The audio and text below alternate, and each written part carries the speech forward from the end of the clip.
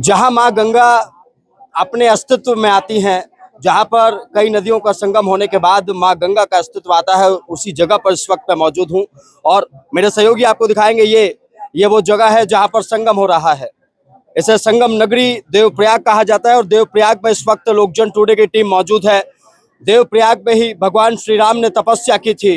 ब्रह्म हत्या के दोष से बचने के लिए रावण का वध करने के बाद श्री राम यहाँ पर भी तपस्या करने के लिए पहुंचे थे और यहाँ का क्या महत्व है ये जानने की कोशिश हम करेंगे। यहाँ पर जो पंडित जी यहाँ पर मौजूद हैं उनके पास चलते हैं, उनसे बात करते हैं पंडित जी से।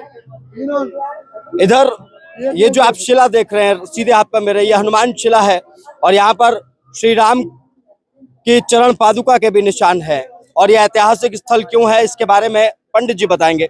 पंडित जी, इसके बारे में बताइए, क्योंकि श्री राम यहाँ पर आए थे और अब जब राम मंदिर का निर्माण हो रहा है तो इस जगह की भूमिका बेहद अहम हो जाती है, क्योंकि उन्होंने यहाँ पर तपस्या की थी। बिल्कुल जी, ये बहुत महत्वपूर्ण स्थान है। इसको उत्तराखंड की अयोध्या भी बोलते हैं, देवप्रयाग। यहाँ पे भगवान राम ने 11 वर्ष तपस्या किया था। जब वो रावण को मार के आए थे उन्हें ब्रह्म हत्या लग गई थी, क्योंकि रावण ब्राह्मण था है। जब उनको ब्रह्म हत्या लग गई तो उनका राज्याभिषेक हो रहा था, तो गुरु वशिष्ठ जी ने बोला कि आपके ऊपर ब्रह्म हत्या शेष है, अभी इसका जब तक आप प्रायश्चित नहीं करेंगे आप राज नहीं कर पाएंगे। तो फिर रामचंद्र जी इधर पूरे परिवार सहित आए थे। सबसे पहले भरत मंदिर ऋषिकेश में, वहां पे भरत जी रुक गए थे। लक्ष्मण झूला में लक्ष्मण जी रुक गए थे। वशिष्ठ गुफा में जो है शत्रुघ्न जी रुक गए थे। और यहाँ तक जो है रामचंद्र जी आए थे। ये उनके पुरखों की ही भूमि है। महाराज कौन थे? भागीरथ, उनके ही पूर्वज थे। वो उनके भी पूर्वज कौन थे? राजा सगर। राजा सगर ने जब अश्वमेध यज्ञ किया था, वो इंद्र को भय हो गया था कि ये अगर अश्वमेध यज्ञ पूरा कर देंगे मेरा इंद्रासन डोल जाएगा। तो इंद्र ने उनका वो अश्वमेध का यज्ञ घोड़ा और आपके बंगाल में कपिल मुनि के आश्रम में छुपा दिया। अब वो घोड़े की जब तलाश हुई तो राजा सगर के 60,000 पुत्र थे। वो जब ढूंढते ढूंढते कपिल मुनि के आश्रम में पहुंचे तो मुनि वहां पे ध्यान मग्न थे।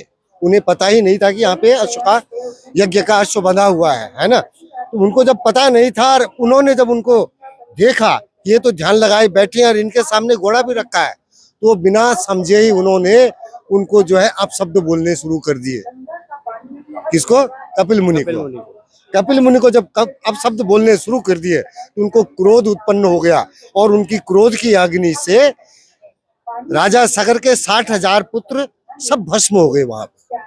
और जो वो भस्म हो गए अकाल मृत्यु को, तो वो यहाँ पे जो है अकाल मृत्यु में जाने की उनकी आत्माएं भटकने लगी सारी पृथ्वी पे है। रघुवंश को जो है कलंक लग गया, तो उनके सारी आत्माएं यहाँ पे घूम रही हैं। तो उनके लिए उन्होंने बहुत प्रयास किए, कई राजाओं ने प्रयास किए पृथ्वी पे जो है गंगा को लाने के लिए, क्योंकि गंगा ही उनको मोक्ष दे सकती थी। तो राजा भगीरथ अपने प्रयास में सफल हुए और जब वो सफल हो गए तो पृथ्वी पर लाने के लिए तो गंगा को भी अपना अभिमान था कि मेरे को वहां से छोड़ेंगे मैं तो धरती को चीर के पाताल चली जाऊंगी, क्योंकि पानी का वेग बहुत तेज होता है।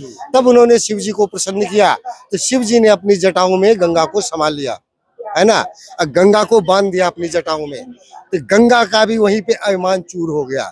जब शिव जी ने उनको अपनी जटाओं में ही बांध दिया, गंगा उन्हीं में घूम के रह गई। तब उनने भी शिव जी से क्षमा मांगे। तब शिव जी ने अपनी एक जटा खोल के एक धारा निकाली, उसको बोलते हैं भागीरथी, गंगा की एक धारा। ठीक है, जो उनकी जटा से निकली वो, तो इसीलिए इसको जटा शंकरी भी बोलते हैं, क्योंकि ये शिव जी की जटा से निकली हुई है, ये जटा शंकरी है। ठीक है, और दूसरी धारा ये आपके जो है अलकापुरी से आती है, जहां से स्वर्ग जाने का रास्ता है। सतोपंथ महाराज युधिष्ठिर वहीं से स्वर्ग गए थे, तो वहीं का नाम है अलकापुरी। तो वहीं से अलकनंदा आती है। ये बद्री नारायण के चरणों से होते हुए आती है, इसलिए इसको विष्णुपदी भी बोलते हैं। ये जटा शंकरी है विष्णुपदी। और गंगा कब पूर्ण होती है? गंगा त्रिपथ गामिनी है ना। फिर यहाँ पे जो है सरस्वती का उद्गम होता है, तो वो ब्रह्मा के कमंडल में निवास करती है, वो ब्रह्म कमंडली होती है। तीनों नदियां, तीनों धाराएं जब यहाँ पे मिल जाती हैं तब वो त्रिवेणी संगम बनता है। ऋषिकेश को तो बोलते हैं त्रिवेणी, वहां पे केवल यही गंगा जा रही है। ये वास्तविक त्रिवेणी गंगा यहीं पे बनती है। अलकनंदा, भागीरथी, गुप्त सरस्वती। सरस्वती केवल माणा गांव में ही दिखती हैं, वहीं पे जो है वो लोप हो गई हैं। उनका इतिहास ये है कि जब श्रीमद् भागवत की रचना कर रहे थे वेद व्यास, तो वो बोलते थे और गणेश जी से लिपिबद्ध करवाया था, लिखवाया था उन्होंने, है ना। तो जो है व्यास जी बोलते थे और गणेश जी लिखते थे, लेकिन सरस्वती नदी का इतना शोर होता था कि गणेश जी को सुनाई नहीं पड़ता था। तो इन्होंने सरस्वती को श्रापित कर दिया कि आप यहीं पे भूमिगत हो जाओ। तो माणा में वहीं पे सरस्वती दिखती हैं प्रत्यक्ष में और वहीं पे समा जाती है। वही समझ। और अच्छा, उनको इस शिला की हाँ, मैं बताता हूँ, यहीं पे आता हूँ। जी, जी। तो उनको वरदान भी दिया साथ में, जहाँ पे गंगा का प्रयाग होगा वहां पे आप प्रकट हो जाएंगे। तो सरस्वती एक यहाँ पे प्रकट होती है और एक प्रयागराज इलाहाबाद में, जब यमुना भी गंगा में मिलकर गंगा बन जाती है। दो जगह पे मिलती है। यहाँ पे जब अलकनंदा, भागीरथी, गुप्त सरस्वती तीनों का संगम होता है, मिलन होता है, मिलन को ही प्रयाग बोलते हैं, है ना, इसीलिए इसका नाम प्रयाग है। ये तीनों मिलके गंगा रूप धारण कर देती हैं। इसके बाद न तो अलकनंदा है न भागीरथी है, सब गंगा है। सब गंगा है। और जब भगवान राम यहाँ पे आए तो उनको जो है एक देव ऋषि यहाँ पे रहते थे, उन्होंने बोला कि यहीं पे आप जो है तपस्या कीजिए, ये आपके पूर्वजों की लाई हुई भागीरथी यहीं तक दिखती है। तो यहीं पे जो है भगवान राम ने प्रायश्चित तपस्या किया। ये उनके चरण है और ये हनुमान शिला है। ये वाले प्राचीन चरण है। ये तो बना रखे हैं लोगों के दिखाने के लिए, असली वाले चरण वो है। यहीं पे, हाँ, वहीं पे उन्होंने जो है 11 वर्ष तपस्या किया। और जब वो तपस्या कर रहे थे उसी समय महाराज दशरथ प्रकट हो गए, क्योंकि वो भी अकाल मृत्यु मरे थे, मोह में मर गए थे। वो जब राम जी वनवास जा रहे थे उनको मोक्ष नहीं मिल पाया था।